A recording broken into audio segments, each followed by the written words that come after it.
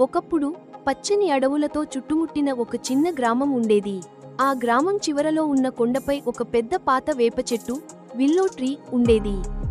గ్రామస్తులు ఆ చెట్టులో ఒక భూతం ఉంటుందని చెప్పేవారు.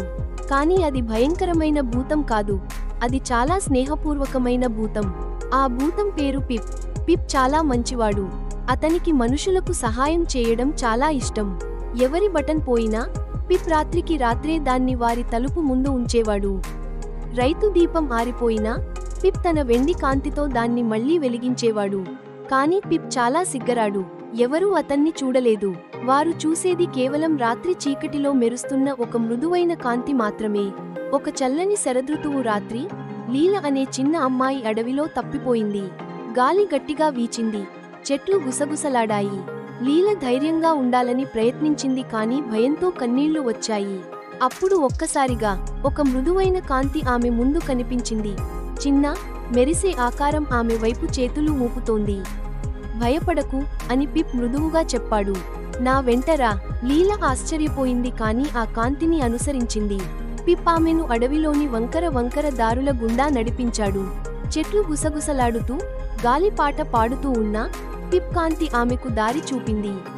కొంతసేపటికి వారు కొండపైకి చేరుకున్నారు. అక్కడి నుండి గ్రామం కనిపించింది. ఇప్పుడు నువ్వు సురక్షితంగా ఉన్నావు అని పిప్ చిరునవ్వుతో అన్నాడు. లీల కళ్లను మూసి తెరిచేసరికి పిప్ కనిపించలేదు. అతని స్థానంలో కేవలం వెండిరంగు మెరుపులు గాలిలో తేలుతూ కనిపించాయి. తరువాతి రోజు లీల తన తల్లిదండ్రులకు ఆ కథ చెప్పింది.